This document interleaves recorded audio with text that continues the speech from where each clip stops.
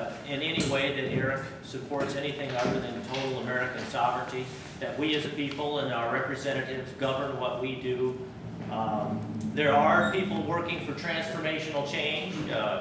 There's a big move for hope and change in this country right now. But one little quote from the book, and one of the things I want you to understand is Eric Cantor is coming out publicly and making statements that it's time to change, to reform Congress, to move past the old Republican leadership and into new. And I quote Eric, "But this country is not about transformational change because it is firmly rooted in the first principles of our nation. Nobody wants to mess with these founding principles." I need somebody else to pick. Here, Bob, before you do that, I got a handful of questions. Got bunches. Bunches.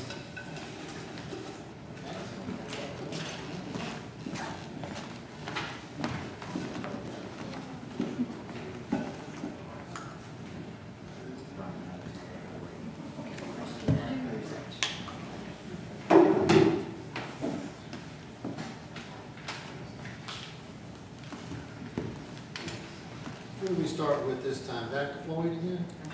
You're the boss. I think it is. Yeah. I think it is. All right. Okay.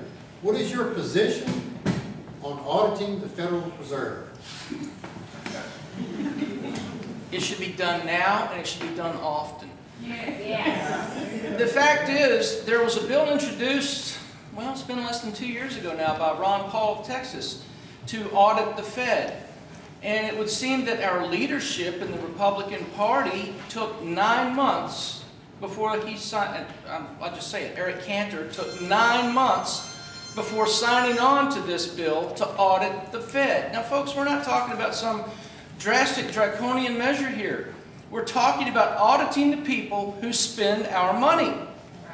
I mean, why is that so difficult for the guys in Washington to grasp? Why is it so difficult for someone in a leadership role in the party that is supposed to be the fiscally responsible party to take 9 months to sign on to the bill, and then only after wetting his finger and sticking in the air to see which way the wind was blowing? It's not unreasonable to expect people to see where our tax dollars are being spent, how much of it's being spent, and who it's being spent on.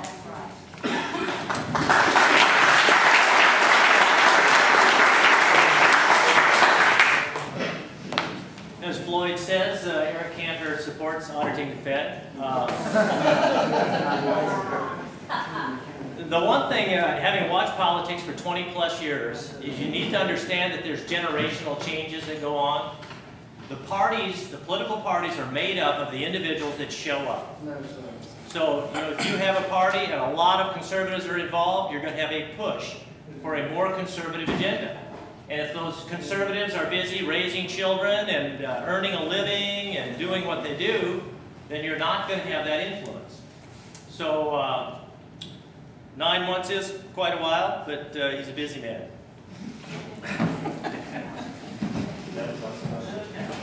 Yeah, well, obviously Eric Cantor thinks he's a busy man because he's not willing to talk to his constituents, and he is not willing to appear at debates. He hasn't been willing to debate Rick Roy, he hasn't been willing to debate Floyd Bayne. The League of Women Voters approached him about setting up a debate, and he categorically refused. He told the Richmond Times-Dispatch that he's not willing to engage in debates because he works 4 or 5 days a week.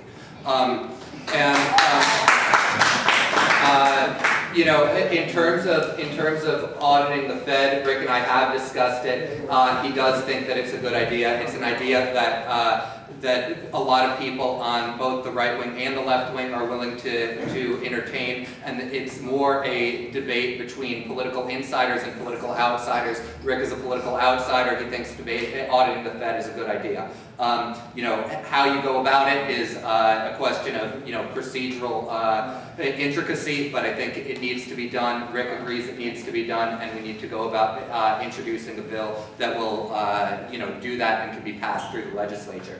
Now, there have been questions about sovereignty and the Constitution in here. I don't think any candidate in this race opposes American sovereignty, and I think all 3 of them believe in the American Constitution. I think Floyd and Rick and Eric Cantor have different interpretations of what it means to be beholden to the Constitution. I think Floyd obviously believes in a very narrow interpretation of the Constitution. I think Eric Cantor obviously believes that you know, the Constitution gives the power to the Republican leadership in Congress to spend as much money as they want when they're in power, and then to claim that when they're not in power, that it's not a good idea to spend money.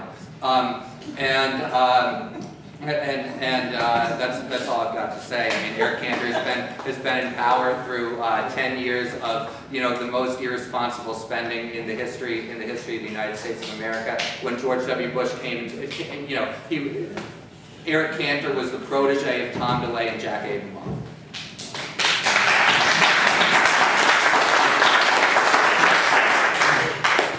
Next question from Mr. Vanderpool. What is your position on illegal immigration and the so-called war on drugs? Eric has always been for legal immigration. He, to my knowledge, has always been against illegal immigration. He voted for the fence and other measures to begin to address that.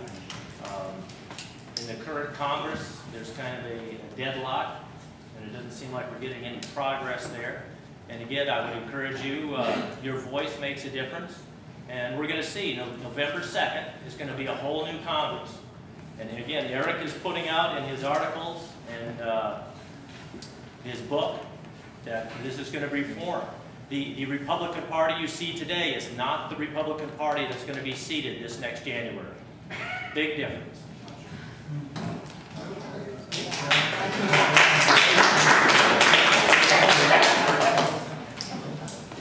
Can you repeat the question? You never answered the second part of the question. What is your, one question at a time. What is your position on illegal immigration and the so-called war on drugs? Okay, illegal immigration.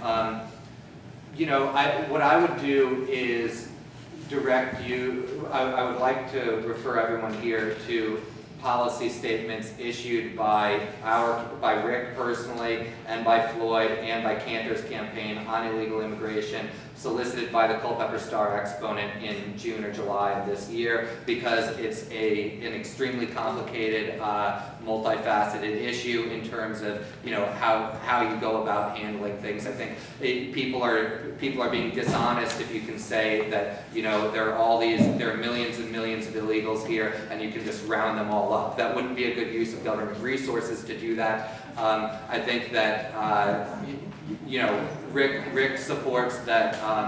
Nancy, a $45 million airplane better.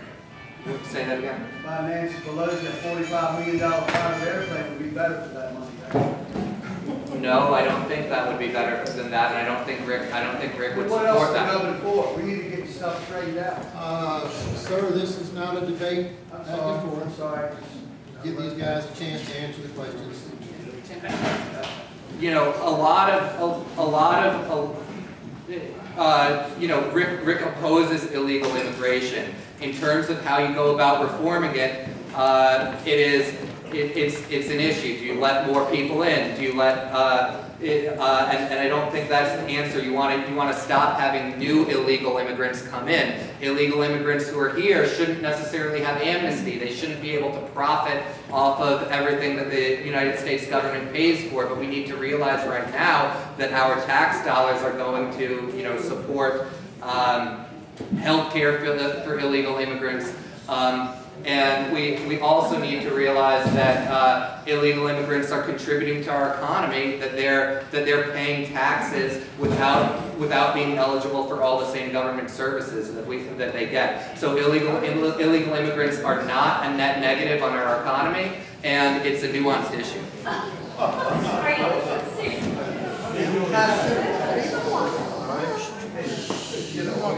Hey, come on now. Let's be fair. He's got the guts to show up and talk about it. I